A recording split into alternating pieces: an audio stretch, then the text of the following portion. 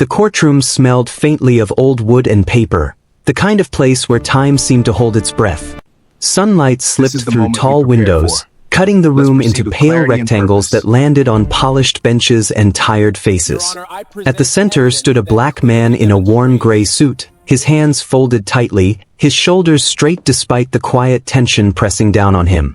When he spoke, his accent was thick, rounded vowels, unfamiliar rhythm. A few people shifted, a few smiled. And up on the bench, the judge leaned back, lips curling with something that wasn't quite patience.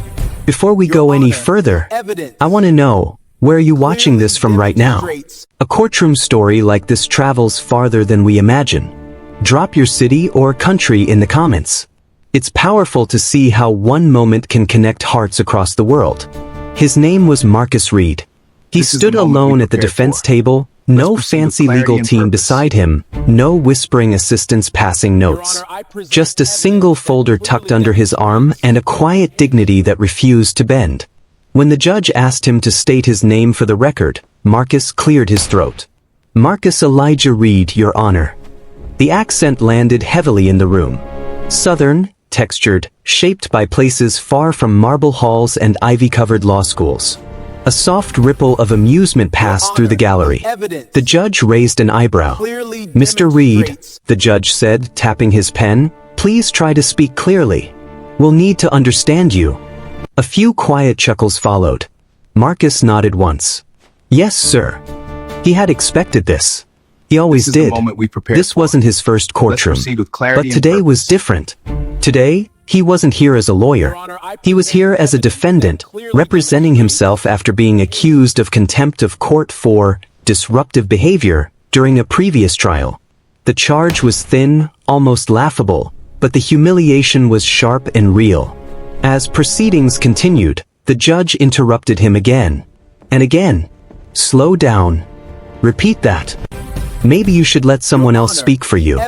Each comment landed like a small cut, not deep enough to bleed, but enough to sting. Marcus kept his eyes forward, jaw set. His fingers tightened around the folder until the edges bent. Then something unexpected happened. A young woman in the back row stood up. Your Honor, she said softly. The judge looked irritated. This is highly irregular. My name is Elena Brooks, she said, holding up her badge. I'm a court-appointed interpreter. Murmurs spread. The judge frowned. Interpreter? For whom? For Mr. Reed. Marcus turned slightly, surprised. Elena met his eyes and gave a small, reassuring nod. With respect, she continued, Mr. Reed doesn't struggle with English. His speech patterns are influenced by regional dialects. My role is to ensure no bias interferes with comprehension. Silence settled over the room. The judge shifted in his seat. That won't be necessary.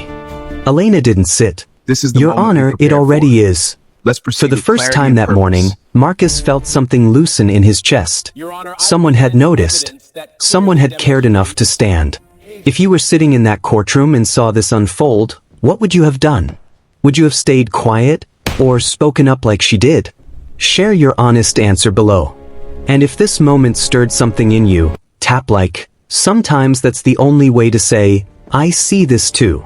The judge allowed Elena to remain, though his expression hardened. Proceed, he said. Marcus inhaled deeply. He opened the folder. And when he began to speak again, slow, deliberate, unwavering, the room started to change. His words were precise. His arguments, structured. He cited case law, dates, precedents, not from memory alone, but with insight, explaining not just what the law said, but why it mattered. A man in the gallery leaned forward. A clerk paused mid-typing. Even the judge stopped tapping his pen. Marcus wasn't stumbling. He wasn't confused. He was brilliant. As minutes passed, the earlier laughter dissolved into something heavier, unease, perhaps, or realization. The judge's posture shifted. His questions became fewer, more careful. But no one yet knew the full truth of who Marcus Reed really was, and why this courtroom, of all places, held more history for him than anyone could imagine. The sunlight shifted again, crawling higher up the wall, as Marcus turned a page in his folder and prepared to reveal the part of his story that would change everything. Marcus's voice carried through the courtroom, steady now, as if the walls themselves had finally decided to listen. "Your Honor," he said, turning another page, "the allegation of contempt stems from my objection during the Carter versus Bell hearing. I objected because the prosecution misquoted State versus Holloway, omitting a clause that directly affected admissibility." The judge's eyes flicked down to his notes. "Your Honor, "And you're certain of this?" "Yes, sir." Marcus nodded once. Section 3, Paragraph 2. The ruling was later affirmed in 2011. Elena glanced at the judge, then back at Marcus. She didn't need to interpret a single word. A low murmur spread. The clerk quietly typed faster. Someone in the gallery whispered, "He knows his stuff." Marcus didn't smile.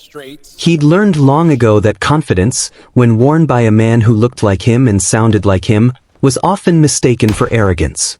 So he kept his tone calm, respectful, almost gentle. But inside, memories stirred, uninvited and sharp. He remembered another room. Smaller, hotter. A public school classroom in rural Georgia, paint peeling near the windows. He was 12, standing by the chalkboard, reading aloud. When he finished, the teacher sighed. "Marcus, you're smart," she said, tapping her pen, "but the way you talk, people won't take you seriously." The class laughed. This is the moment we Marcus prepared for. stared at the floor, Let's proceed cheeks with clarity burning. and purpose. That was the first day he learned that intelligence didn't always sound the way people expected. Years later, in college, a professor suggested he polish his speech if he wanted to succeed in law. Another meant well when he offered accent reduction tapes. Marcus thanked them all, then went back to his dorm and read casebooks until dawn, determined to let knowledge speak louder than vowels ever could. Back in the present, the judge cleared his throat. "Your Honor, "Mr. Reed," evidence he said slowly, "you claim your objection was legally sound. But your tone at the time was firm," Marcus said, not interrupting but completing the thought. "Because the defendant's rights were at risk. I would do the same again." The pause. This is the moment Elena we shifted prepared her for. weight, sensing the proceed with tension clarity coil and purpose. tighter. The judge studied Marcus with new eyes now, not dismissive, but searching, as if trying to reconcile the man before him with the assumptions he'd already made. "Why didn't you have counsel?" the judge asked. Marcus exhaled. "Because I trusted the law. And because I believed, perhaps foolishly, that the court would hear me." The words landed heavier than any legal citation. Have you ever had someone help you when no one else would? Or believed in you when the room had already decided who you were? Right? Yes, if that's happened to you, and if you can, share their name. Gratitude has a way of finding its way back. The judge leaned back, fingers steepled. "Mr. Reed, where did you study law?" This is Marcus the moment we hesitated, prepared for. just a Let's fraction proceed of with a clarity and second. purpose. Then, Harvard Law School. A sharp inhale rippled through the gallery. The clerk looked up. Elena's eyes widened before she caught herself. "Graduated with honors?" Marcus added quietly. "Top of my class." Silence. The judge's pen slipped from his fingers, clattering softly against the bench. Harvard. The word hung in the air, heavy and undeniable. It didn't erase the accent. It didn't change Marcus's suit or the color of his skin. But it shattered something invisible, an assumption so deeply rooted it had gone unquestioned. "Why?" the judge asked, his voice lower now. "Are you practicing here?" Marcus's gaze drifted toward the window, where sunlight framed the moment dust we motes prepared like for. drifting stars. Let's proceed with clarity Because and this is purpose. home. And because people here deserve representation from someone who understands them. The courtroom felt smaller suddenly, more intimate, as if everyone present had been pulled closer to the truth. The judge straightened, clearing his throat again, this time not in irritation but discomfort. "I see," he said, but Marcus could tell he didn't. Not yet. Because the real reason, the one that tied Marcus to this courtroom, this town, this very bench, hadn't been spoken. It lived in a memory far older than law school. Older than humiliation. A memory of a man in shackles, standing where Marcus now stood, decades earlier. Marcus swallowed. "Your Honor," he said, This is the moment "may we I prepared share for. something personal?" proceed with clarity The and judge purpose. hesitated, then nodded. Briefly, Marcus's fingers tightened on the folder. This wasn't in his notes. This was in his bones. My father stood in this courtroom 30 years ago, Marcus began. Same judge. Same seal on the wall. He was innocent. A collective breath was held. And no one listened. Marcus lifted his eyes, meeting the judge's stare head-on, as the weight of the past pressed forward, demanding to be seen. The courtroom seemed to shrink as Marcus's words settled into the air. My father's name was Samuel Reed, he continued, voice steady but quieter now. He was a dock worker. Never finished college. But he was honest. And he trusted this system with everything he had. The judge didn't interrupt. 30 years ago, he was accused of assaulting a supervisor. There was no video. No witnesses willing to speak. Just statements and assumptions. Marcus paused, his jaw tightening. He spoke with the same accent I do. A faint creak echoed as someone in the gallery shifted uncomfortably. He tried to explain, Marcus said. But every time he opened his mouth, people heard something other than truth. They heard ignorance. They heard guilt. Elena lowered her gaze, her hands clasped tightly in front of her. My father was convicted, Marcus went on. Sentenced to 8 years. He served 5 before new evidence came to light. By then, my mother was gone. Stress-related illness. She didn't live to see him walk free. The judge's face had gone pale. When he came home, Marcus said, he was a different man. Quieter. Smaller somehow. But he told me something I never forgot. Marcus looked up again, eyes shining. Son, he said, learn their rules. Learn them better than they do. So no one can ever twist your words the way they twisted mine. A heavy silence followed. Even the faint hum of the lights felt loud. That, Marcus finished, is why I studied law. That is why I came back here. And that is why I will always speak exactly as I am, because my voice carries more than sound. It carries history. The judge swallowed hard. For the first time since the hearing began, he removed his glasses and set them down. His voice, when he spoke, was no longer sharp.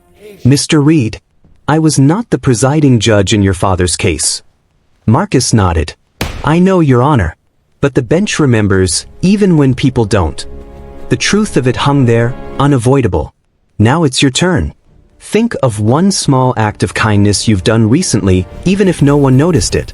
Share it in the comments so others remember that goodness still exists. Your story might be exactly what someone needs tonight. The judge leaned forward, elbows resting on the bench. I owe you an apology, he said slowly. For my tone. For my assumptions. A quiet gasp rippled through the room. Marcus didn't respond right away. His expression remained composed, but inside, something trembled. Apologies from authority were rare things. Fragile. Often late. I appreciate your words, Marcus said finally. But respect in a courtroom shouldn't be something a person earns by credentials. It should be the starting point. The judge nodded, shame flickering across his features. You're right. He turned to the clerk. Strike the contempt charge. Effective immediately. The gavel came down, once. Final. Relief swept through the gallery like a sudden breeze. Someone exhaled loudly. Another wiped their eyes. Elena looked at Marcus, her lips curving into a small, proud smile. But Marcus didn't move. He stood there, still holding the folder as if bracing for something else. Mr. Reed, the judge said gently, is there anything further? Marcus hesitated. There was something else. One last thing he hadn't planned to say. Something that scared him more than any accusation ever had. Yes, he said quietly. There is. He took a step forward. I don't want this moment to end with me walking free and nothing changing, Marcus said. Because my father never got this chance. And there are others, right now, standing where he once stood. The judge listened, eyes locked on Marcus. I'm asking this court, Marcus continued, to consider mandatory bias training for all courtroom officials. Judges included. Not as punishment, but as protection. For the people whose lives depend on being heard. The request landed like thunder. Whispers erupted. The clerk froze mid-keystroke. Even Elena's eyes widened. The judge leaned back slowly, weighing the words, not defensively now, but thoughtfully. The room waited with him, breath held, as the weight of possibility pressed against old walls. The last he spoke, "I cannot promise immediate change," he said. "But I can promise this request will not be ignored." Marcus nodded. It wasn't victory, but it was a crack in the door. As proceedings concluded, people began to stand, gathering their things. The tension eased, replaced by something quieter, reflection, maybe. Or hope. Elena stepped closer to Marcus. "You didn't have to do that," she said softly. Marcus looked at her, a faint smile touching his lips. "Yes," he replied, "I did." They walked toward the exit together, unaware that what had happened inside that courtroom would soon ripple far beyond its walls, and that the hardest part of Marcus's journey was still waiting just ahead. Outside the courthouse, the air felt different, lighter somehow. The sun had dipped lower, painting the steps in soft gold, and the city hummed on as if nothing extraordinary had just happened inside those walls. Cars passed. A siren wailed somewhere far away. Life, indifferent and constant. Marcus paused at the top of the steps. For a moment, he simply stood there, eyes closed, letting the warmth touch his face. He hadn't realized how tightly he'd been holding himself together until now. His shoulders finally relaxed. Elena stopped beside him. "Are you okay?" she asked. Marcus opened his eyes. "I think I am," he said. Then, after a beat, "Thank you for standing up." She shrugged lightly, though her voice was sincere. "I've seen too many people stay quiet when they shouldn't. Today just felt important." Marcus nodded. It was. They descended the steps together. At the bottom, Elena hesitated. "So, what will you do now?" Marcus looked out at the street. "The same thing I've always done. Go back to work. Help who I can." She studied him for a moment, then smiled. "They're lucky to have you." As Elena walked away, Marcus turned in the opposite direction, heading toward a narrow side street where his old sedan was parked. Each step felt heavier now, not with fear, but with memory. Because leaving the courthouse didn't mean leaving the past behind. That night, Marcus sat alone in his small apartment, lights off except for a single lamp by the window. The city glowed below, distant and restless. On the table lay an old photograph, creased at the edges. His father, Samuel Reed, younger than Marcus was now. Standing on a porch, one arm around a smiling woman, Marcus's mother. Hope lived in that picture. Untouched. Unbroken. Marcus traced the image with his finger. "I tried today," he whispered into the quiet. "I hope you saw it." Sleep came slowly. When it did, it brought dreams Marcus hadn't had in years. A jail visitation room. Cold metal chairs. His father's hands, rough and trembling, gripping his own through the gap in the glass. "Don't let them make you small," his father had said. "Promise me." Marcus woke before dawn, heart pounding. By mid-morning, his phone wouldn't stop buzzing. First, a voicemail from a colleague. Then a text from a former classmate. Then an email, subject line bold and urgent. Courtroom incident goes viral. Someone had recorded the hearing. Just a few minutes of footage. Marcus speaking calmly, the judge's early smirk, Elena standing up, the apology. It had spread faster than Marcus could comprehend. Social media had opinions. Lots of them. Some praised his composure. Some apologized on behalf of a system that had failed too many. Others, predictably, criticized him for making it about race or overreacting. Marcus read quietly, absorbing it all without responding. By afternoon, his phone rang again. A known number. "Marcus Reed?" a voice asked. "Yes. This is David Keller. I'm a producer with National Focus. We'd like to invite you for an interview." Marcus closed his eyes briefly. "I'm not interested in fame." "We're not offering fame," Keller replied. "We're offering a platform." Marcus thought of his father. Of the courtroom. Of the people who never got a chance to speak at all. "I'll think about it," he said. He hung up and leaned back in his chair, staring at the ceiling. The world was suddenly watching him, but that wasn't what scared him. What scared him was the question he'd been avoiding. What do you do when the system finally listens, but only after the damage is done? Now it's your turn. Pause for a second. Think of one small good thing you've done recently, even if it felt insignificant at the time. Share it below so others remember kindness still exists. You never know whose heart your story might reach tonight. That evening, Marcus drove across town to a neighborhood most people avoided after dark. Street lights flickered. Buildings leaned with age. He parked outside a modest community center, paint peeling, windows glowing softly from within. Inside, a dozen people sat in folding chairs, men and women, young and old. Some nervous. Some angry. Some exhausted. Marcus took a breath and stepped forward. "My name is Marcus Reed," he said. "I'm a lawyer. And I'm here because I know what it feels like to not be heard." A woman in the front row wiped her eyes.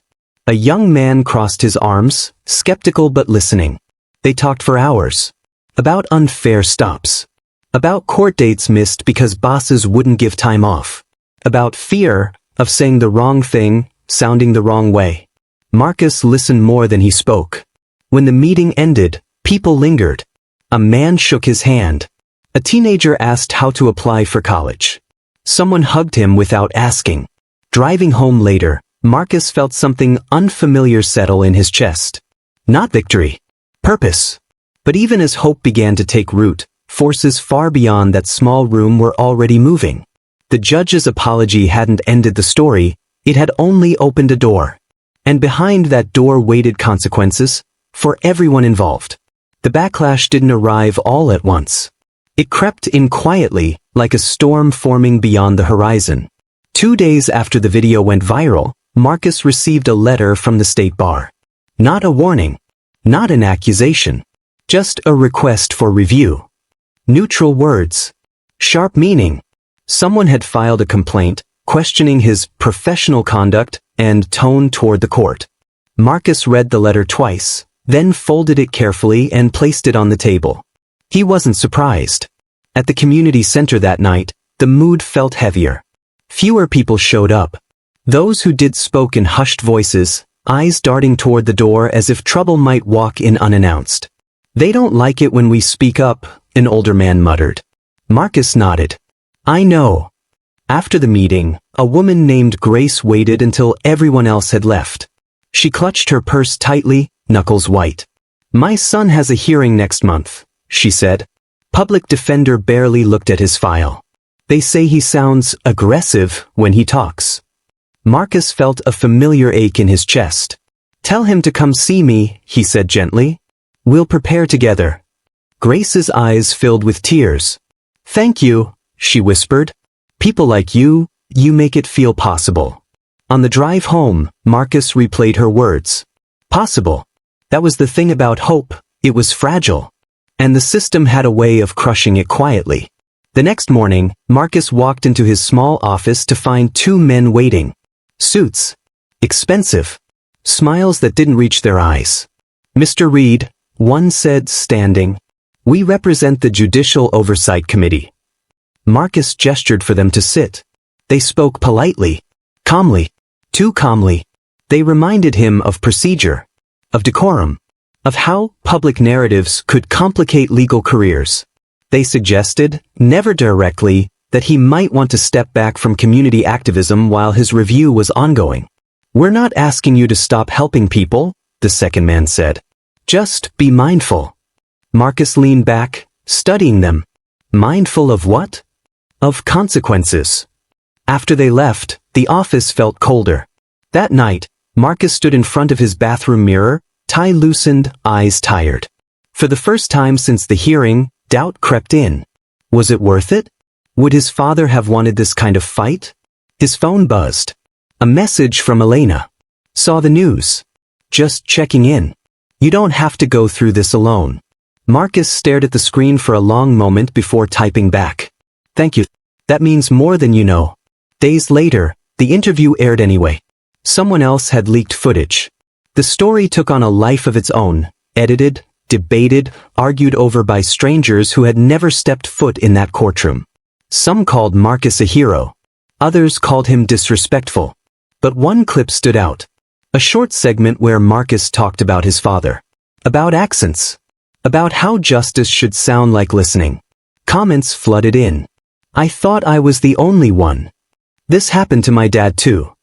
I never saw it this way before. Marcus sat alone, watching the screen glow in the dark. If that moment hit you hard, if it stirred something deep inside, leave a red heart in the comments. Sometimes a single symbol carries more empathy than words ever could. The state bar hearing was scheduled for the following week. Marcus arrived early, dressed simply. No cameras this time. No gallery.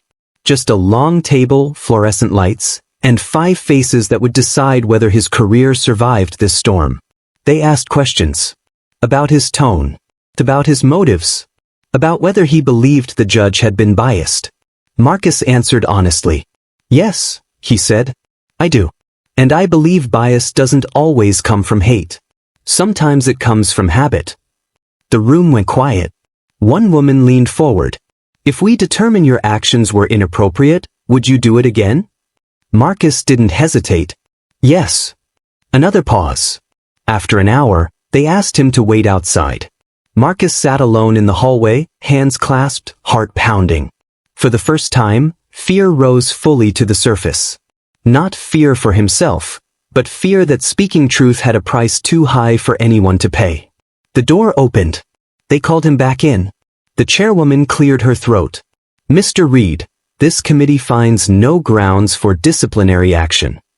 Marcus released a breath he didn't realize he'd been holding. But, she continued, we strongly recommend sensitivity training be expanded statewide. Your case raised concerns we can no longer ignore. Marcus felt something shift. Not triumph. Not relief. Change. As he left the building, his phone buzzed again. A message from Grace. My son's charges were reduced. He comes home tonight. Marcus closed his eyes, emotion washing over him.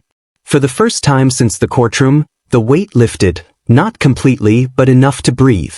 Yet even as one battle ended, another question waited quietly in his heart. Could forgiveness exist alongside justice, or did one always erase the other? And Marcus knew the answer would come soon, whether he was ready or not. The call came on a quiet Sunday afternoon. Marcus was in his kitchen, sleeves rolled up, chopping onions for a meal he'd barely touched lately. The radio murmured in the background, soft jazz, the kind his father used to hum along to. When his phone rang, he almost ignored it. A known number. He answered anyway. Marcus Reed? An older voice asked. Yes. This is Judge Harold Whitman. The knife paused midair. I hope I'm not intruding, the judge continued. I was wondering if you might meet me. Just to talk. Marcus leaned against the counter, heart beating harder than he expected. About what? About what happened, the judge said quietly. And perhaps, about what should happen next. They met at a small cafe near the courthouse. Neutral ground. No bench. No robes. The judge arrived early, sitting stiffly, hands folded around a cup of untouched coffee. Without the authority of the courtroom, he looked smaller. Older. Thank you for coming, he said as Marcus sat. Marcus nodded. You said you wanted to talk. The judge exhaled slowly. I've been a judge for 27 years. I've prided myself on fairness. His voice faltered. But pride can blind a man. Marcus listened, saying nothing. I watched the footage again, the judge continued. Not the version online. The full recording. I saw myself interrupt you. Dismiss you. He shook his head. I didn't like what I saw. Marcus folded his hands. And what do you want from me? The judge met his eyes. I want to apologize. Not as a judge. As a man. The words landed softly, but their weight was enormous. I grew up hearing that accents meant class, the judge said. That intelligence had a sound. I never questioned it. Not until you stood there and made me confront it. Silence stretched between them. My father, Marcus said slowly, lost 5 years of his life to those assumptions. I know, the judge replied. And I can't undo that. His eyes glistened. But I don't want to be the kind of man who learns too late and does nothing. He slid a document across the table. I've submitted a formal request to the state judiciary, he said. Mandatory bias review. Language sensitivity training. It will take time. There will be resistance. He gave a tired smile. But it started. Marcus looked at the paper. His hands trembled, just slightly. Why are you showing me this? Marcus asked. Because, the judge said, I don't deserve your forgiveness. But I hope one day, I might earn your respect. The cafe noise returned. The clink of cups, low conversations, the hiss of steam. Marcus thought of his father's voice. Don't let them make you small. He thought of Grace's son. Of the people in folding chairs. Of Elena standing up when no one else would. Be honest, could you forgive after what he did? Type forgive, if you think you could, or never, if the wound would cut too deep. There's no wrong answer, only your truth. Marcus slid the paper back across the table. This isn't about me forgiving you, he said. It's about you changing what comes next. The judge nodded. I understand. They stood. No handshake. No smiles. Just a quiet acknowledgement of something unfinished. Weeks passed. The community center filled again, this time with more chairs. Volunteers offered legal clinics. Elena stopped by often, helping translate not accents, but fear into understanding. Marcus worked longer hours than ever, but exhaustion no longer hollowed him out. It sharpened him. One evening as he locked up the center, a teenager lingered near the door. Mr. Reed, the boy said, I heard you talk on TV. About sounding like yourself. Marcus smiled. Yeah. The boy nodded. I used to try to talk different. Thought I had to. He shrugged. I don't think I will anymore. Marcus felt his throat tighten. That's a good choice. As the boy ran off, Marcus stood alone under the streetlight, warmth spreading through his chest. Forgiveness, he realized, wasn't forgetting. It was choosing not to let the past decide the future. But the final test, the one that would reveal whether this fragile progress could last, was still ahead. And it would come not from an enemy, but from someone Marcus never expected. The radio in his car crackled to life as he drove home, a news bulletin cutting through the music. Breaking update regarding judicial reform hearings scheduled next week. Marcus gripped the steering wheel, a sense of unease settling in, as the announcer continued and a familiar name was spoken. Judge Harold Whitman has been called to testify before the State Reform Committee, the radio announcer finished. Sources say his initial remarks have sparked both support and outrage. Marcus turned the volume down, his pulse steady but alert. He had known this moment would come. Change never arrived quietly, it always demanded a reckoning. The hearing room was larger than the one Marcus had stood in weeks earlier. Brighter. Sharper. Cameras lined the back wall. Lawmakers filled the front rows, faces split between skepticism and curiosity. Marcus sat in the audience, hands folded, unseen by most. Elena sat a few seats away, offering a small nod when their eyes met. Judge Whitman took the stand. Without his robe, he looked exposed. But his voice, when he spoke, didn't waver. I am here, the judge said, because I failed to see how my assumptions shaped my actions. And because ignoring that failure would make me complicit in repeating it. A ripple of murmurs followed. He spoke about language, about power, about how courts were meant to serve justice, not gatekeep it. He didn't excuse himself. He didn't deflect. He named the moment, clearly. Then came the questions. One legislator leaned forward. Judge Whitman, are you suggesting the system itself is biased? The judge paused. I'm suggesting the system is human. And humans carry blind spots unless they are taught to look for them. Marcus felt something loosen in his chest. Another voice cut in. And what prompted this realization? The judge's gaze shifted, scanning the room until it landed briefly on Marcus. He nodded once, almost imperceptibly. A lawyer who reminded me, the judge said, that justice doesn't require sameness. It requires listening. The hearing ended without applause. No dramatic conclusion. Just conversations spilling into hallways, arguments forming, ideas colliding. Outside, the sky was heavy with clouds, rain threatening but holding back. Elena found Marcus by the steps. "He did well," she said. Marcus nodded. "He did." They stood in silence for a moment. "Do you ever get tired?" Elena asked. "Of carrying all this?" Marcus thought carefully. "I get tired of the weight," he said. "But not of the purpose." That night, messages flooded in again, but this time, something felt different. Less noise. More intention. A teacher wrote about changing how she corrected her students. A public defender asked for training resources.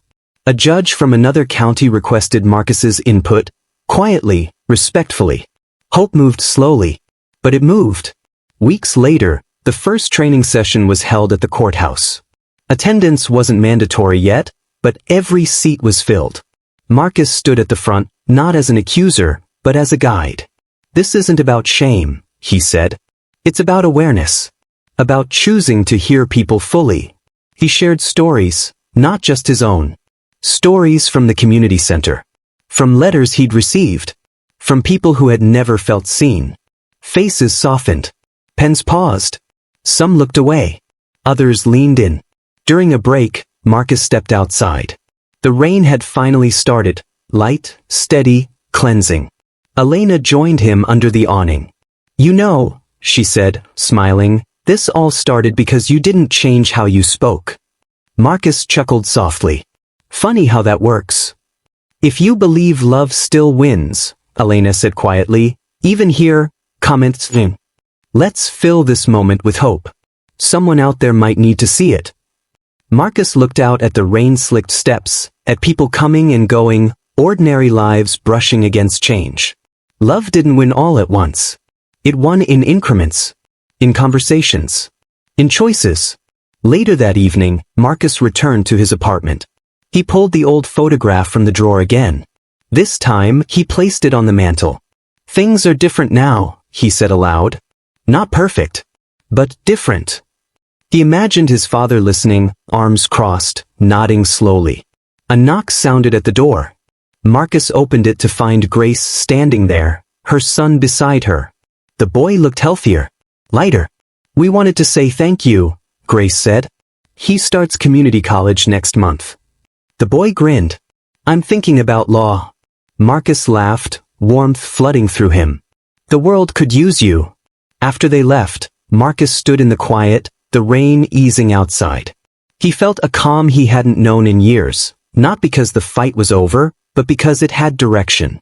And as he turned off the lights, ready to rest, a final thought settled gently in his mind. Justice wasn't a destination.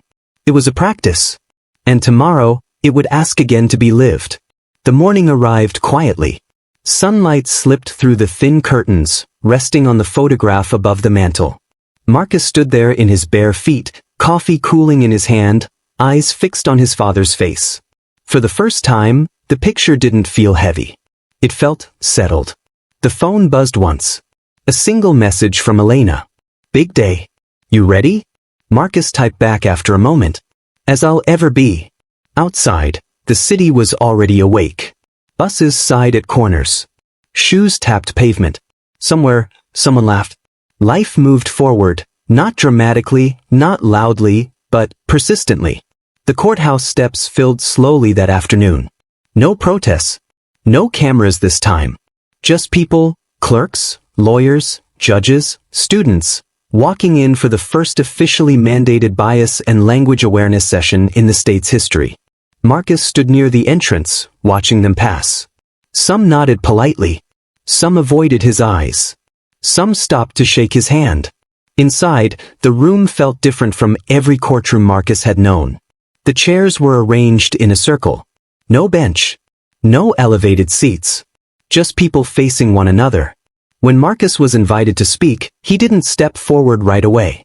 He looked around first. At the young clerk who reminded him of himself at 20. At the older judge whose jaw was set tight, defensive but listening. At Elena, seated quietly, hands folded, eyes steady. "I won't talk long," Marcus said, "because this isn't about my voice. It's about yours, when you choose to use it, and when you choose not to." He told no dramatic story this time. No viral moment. No confrontation. He spoke instead about listening.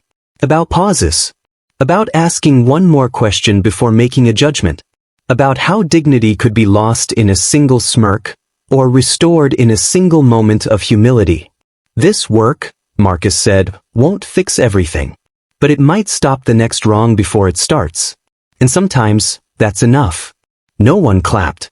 But no one looked away either. Later, as the room emptied, Judge Whitman approached him. Slower than before. Careful. I wanted you to know, the judge said, I've been thinking about your father. Marcus nodded. I think about him every day. The judge hesitated. I hope, wherever he is, he knows he mattered. Marcus met his gaze. He does now. Outside, the sun dipped low, bathing the steps in amber light, just like that first day. But the air no longer felt tense. It felt open. Elena joined Marcus at the bottom of the steps. You did something real, she said softly. Marcus shook his head. We did. They stood there for a moment, watching people disperse, each carrying something unseen back into their lives. That night, Marcus returned home and opened a drawer he hadn't touched in years.